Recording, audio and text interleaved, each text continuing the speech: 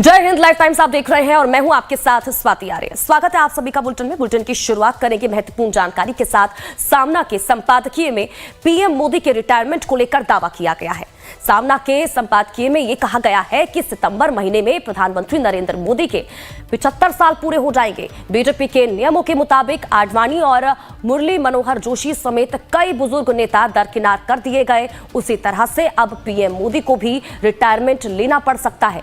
सामना के संपादकीय में कहा गया कि ये नियम खुद पीएम मोदी ने बनाया और इस नियम से कोई नहीं बच पाएगा। सामना के संपादकीय में इस बात को लेकर भी इशारा किया गया है कि पीएम मोदी राजनीतिक सफर के आखिरी दौर में हैं और आरएसएस उनके उत्तराधिकारी को लेकर चर्चा कर रहा है। शिवसेना यूबीटी के सांसद संजय राउत ने भी कल इसको लेकर बयान दिया था और कहा था कि पीएम मोदी के रिटायरमेंट के संबंध में चल रही चर्चाओं के चलते ही वे नागपुर में संघ मुख्यालय गए थे। संघ प्रमुख मोहन भागवत से उनकी बंद कमरे में चर्चा हुई। इसके साथ ही सामना के संपादकीय में यह भी कहा गया है कि बीजेपी का अगला अध्यक्ष भी संघ की पसंद का ही कोई नेता होगा। बीजेपी अध्यक्ष जेपी नड्डा का कार्यकाल पूरा हो चुका है और अब अगला अध्यक्ष कौन होगा, इसको लेकर सस्पेंस कायम है। सामना के संपादकीय में कहा गया है कि संघ सीधे तौर पर अपने आदमी को बीजेपी का अगला अध्यक्ष बनाना चाहता है। अभिषेक शर्मा ज्यादा जानकारी के साथ हमारे संवाददाता इसी खबर पर हमारे साथ लाइव जुड़ चुके हैं। सीधा रुख उनका करेंगे और जानकारी लेंगे क्या कुछ अपडेट है उनके पास। अब अभिषेक, सामना के संपादकीय में कई चीजों का जिक्र किया गया। देखिए, उस चीज का भी जिक्र किया गया कि जब प्रधानमंत्री नरेंद्र मोदी नागपुर पहुंचे, क्योंकि पीएम बनने के बाद 10 सालों तक प्रधानमंत्री नरेंद्र मोदी देखिए नागपुर दौरे पर नहीं रहे और जो संघ मुख्यालय की बात करें वहां पर भी नहीं गए। और ऐसे में पीएम मोदी का वहां जाना और इस बीच बंद कमरे में संघ प्रमुख मोहन भागवत से बात करना, चर्चाएं तो उसके बाद से ही शुरू हुई थी कि कुछ नया, कुछ बड़ी रणनीति बनाई जा रही है, आगे की रणनीति तैयार की जा रही है, जिसको लेकर संजय राउत ने भी कल निशाना साधा। बिल्कुल, और यही बात को लेकर लगातार चर्चाएं गर्म है कि क्या कुछ बदलाव होने जा रहा है। क्या ये बात सच है कि करीबन कह सकते हैं 10-11 सालों में पहली बार ऐसा हुआ है कि नरेंद्र मोदी देश के प्रधानमंत्री जो है वह संघ कार्यालय नागपुर गए हैं और नागपुर में जाकर खुले आम तौर पर कह सकते हैं कि वह मोहन भागवत जो संचालक है उनसे मुलाकात की है।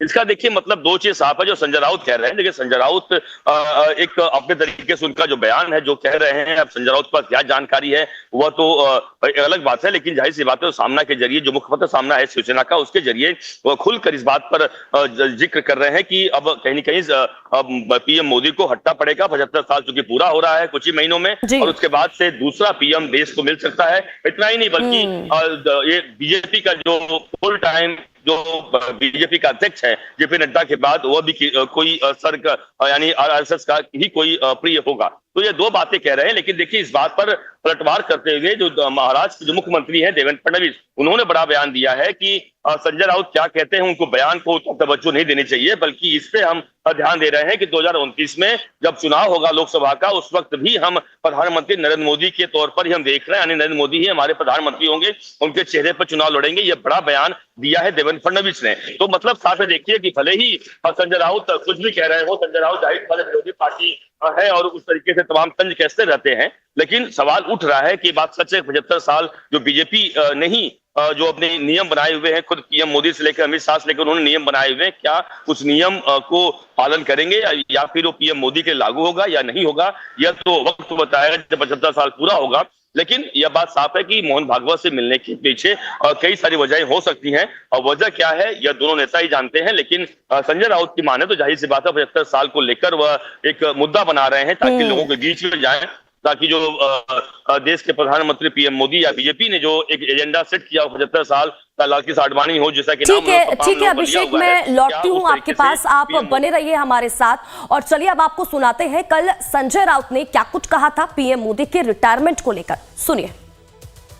सितंबर में रिटायरमेंट का एप्लीकेशन लिखने के लिए शायद वो आरएसएस मुख्यालय गए। मेरी जो जानकारी है 10-11 साल में कभी मोदी जी गए नहीं। मोदी जी गए हैं वो बताने के गए हैं मोहन राव भागवत जी से कि टाटा बाय बाय मैं जा रहा हूं। अब देखिए दो बातें हैं आरएसएस की जो मेरे समझ में आई है। एक तो मोहनराव भागवत यानी सरसंघ चालक और पूरा संघ परिवार देश के नेतृत्व में बदलाव चाहता है। अब मोदी जी का समय खत्म हो गया है और देश में बदलाव चाहता है और बीजेपी का राष्ट्रीय अध्यक्ष भी अपने मर्जी से चुनना चाहता है, तो इसलिए मोदी जी वहां गए।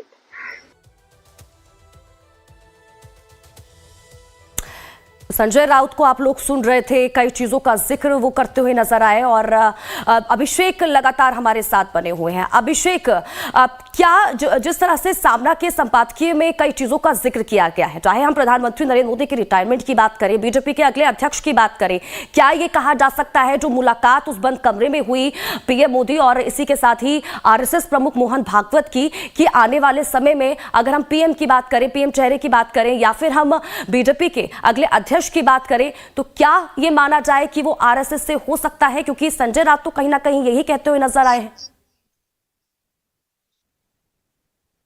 और देखिए, इसे मैं कहा कि बिल्कुल सही कहा आपने। देखिए, संजय राउत एक जाहिर सी बात है कि कट्टर विरोधी कहे जाते हैं इस वक्त बीजेपी के। जाहिर सी बात है कि क्योंकि आप वही संजय राउत हैं जो बीजेपी के साथ वह शिवसेना, उद्धव ठाकरे वाली शिवसेना बीजेपी के साथ रही, लेकिन 2019 से बात गड़बड़ाई तो उसके बाद से इतने कट्टर विरोधी हुए कि खुलकर वह पीएम मोदी से लेकर अमित शाह से लेकर तमाम लोगों का विरोध करते आए हैं। और यही कारण है कि सामना के संपादकीय में उन्होंने अमित शाह पर निशाना साधा है, नहीं बल्कि नितिन गडकरी की तारीफ की है। नितिन गडकरी का जो दूसरा टर्म जब बन रहा था अध्यक्ष को लेकर, जो राष्ट्रीय अध्यक्ष को लेकर, उस वक्त भी इन लोगों ने विरोध किया था, इसका भी जिक्र किया है। तो कहीं न कहीं उन्होंने एक नितिन गडकरी जो कि महाराष्ट्र के नेता, उनकी तारीफ करते हुए दिखाई पड़ रहे हैं, एक ही पार्टी के नेता हैं, और वहीं अमित शाह से लेकर और उसके अलावा नरेंद्र मोदी की वो बुराई करते हुए दिखाई पड़े। यानी बुराई का मतलब साफ है कि कहीं कहीं उनकी कमियां दिखाते हैं कि किस तरीके से तमाम जो नियम बनाए गए, क्या नियम का पालन करेंगे कि नहीं करेंगे। एक तरह से देखिए कह सकते हैं कि विपक्ष में होने की वजह से एक आईना दिखाने का काम कर रहे हैं संजय राउत कि क्या उस पर पालन बीजेपी करेगी, क्या जो 50 साल का जो समय सीमा,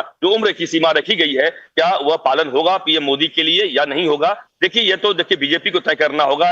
क्या अब बीजेपी पार्टी एक है, बीजेपी देखिए बीजेपी लगातार कहती आई है कि आरएसएस का कोई भी इसमें लेन देन नहीं होता, यानी कोई भी राजनीतिक पार्टी जो कि आरएसएस नहीं है, लेकिन भले ही ये बात भी सब जानते हैं कि आरएसएस की तमाम ऐसी मर्जी होती है, उनकी मर्जी के बिना बीजेपी कोई बड़ा फैसला नहीं लेती है।